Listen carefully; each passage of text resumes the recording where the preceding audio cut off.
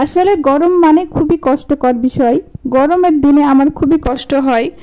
আমি একদিন বাইরে বের হয়ে আমার প্রচুর কষ্ট হয়েছে, সহ্য করতে পারছি না। আর পুরুষ মানুষরা সারা দিন কষ্ট করে খেটে টাকা উপার্জন করে, আসলে কষ্ট হচ্ছে। আমি বুঝলাম যে ছেলেরা আসলে অনেক কষ্ট করে। হ্যালো এভরিওয়ান, আসসালামু আলাইকুম, welcome to my new blog. এই যে দেখছেন আমার বোনটা খুব তাড়াতাড়ি অটো করে চলে গেল। আজকে দেখছি বের হওয়া মাত্র অটো পেয়ে গেলাম, মানে বাড়ির সামনে যেহেতু রাস্তা আর অটো তো পেয়ে নিলাম। আর আমার বোন ভিডিওর সামনে তেমন আসতে চায় না, কিন্তু আমি ব্লগ করি যেহেতু এজন্য ভিডিওর সামনে আর কি আনলাম।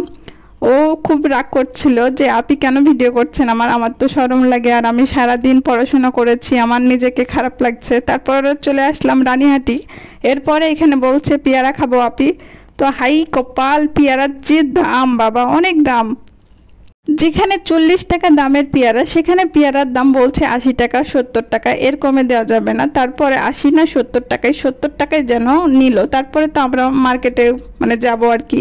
রাস্তাঘাট তো আমি একদম চিনতেই পাচ্ছি না, আমি বাজার খুঁজে বেড়াচ্ছিলাম। আমি আসলে চলে যেতাম, পরে আম্মা বললো এখানেই তো, কারণ রাস্তাটা ভেঙে দেওয়া হয়েছে। এরপর আমি আসলে চিনতেই পাচ্ছিলাম না। এরপরে আসলাম বাজারের মধ্যে।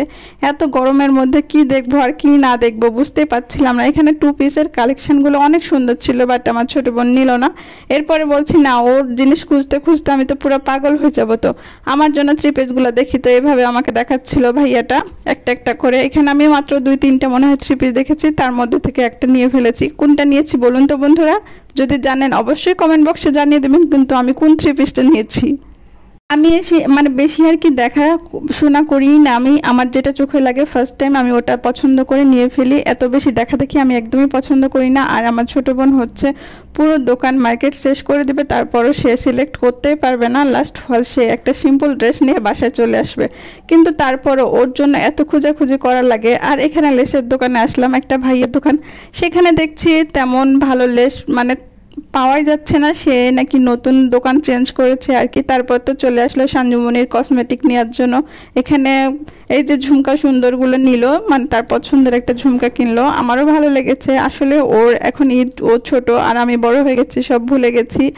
আসলে ঈদ আসলে অনেক আনন্দের ছিল, কিন্তু এখন মনে হচ্ছে ঈদ আসলে কেমন জানি আমার ভালো লাগে না, আনন্দগুলো সব হারিয়ে গেছে। আর এখানে রাস্তাটা বড় করছে, এজন্য দেখছি এখনো কার্যক্রম চলছে আর কি। আর এখানে তাম্মা পাপড়ের নুডলস নিল, আরও কি কি যেন নিল, আসলে ঈদ শপিং করলো। তো তারপরে তো আমার গরম লেগেছিল, এই জন্য আইসক্রিম খেলাম, জুস খেলাম। তারপরে তো চলে আসছি বাসার উদ্দেশ্যে, যে না বাড়ি যেতে হবে, অনেক দেরি হয়ে গেছে। আসলে মেয়ে মানুষ যেখানে যাবে সেখানে লেট। আর গরমে তো পুরো অস্থির। দেখেন আমি বের হয়ে ক্যাটরিনা হয়ে আসি সখিনা হয়ে, কি আর করার, অতিরিক্ত গরম সহ্য করাই যাচ্ছে না আসলে। আর আমি গরম একদমই সহ্য করতেই পারি না, তো যাই হোক কি আর করার। এরপরে তো ফাঁকা অটোটা পেয়ে গেছিলাম, তারপরে তো চলে আসলাম। অটোর জন্য যাওয়ার সময়ও কষ্ট করতে হয়নি, আসার সময়ও কষ্ট করতে হয়নি, আসলে পেয়ে গেছিলাম খুব তাড়াতাড়ি। আর ফাঁকা অটোতে গেছিলামও, আসলাম ফাঁকা অটোতে, খুবই ভালো লেগেছে এই দিক দিয়ে আর কি।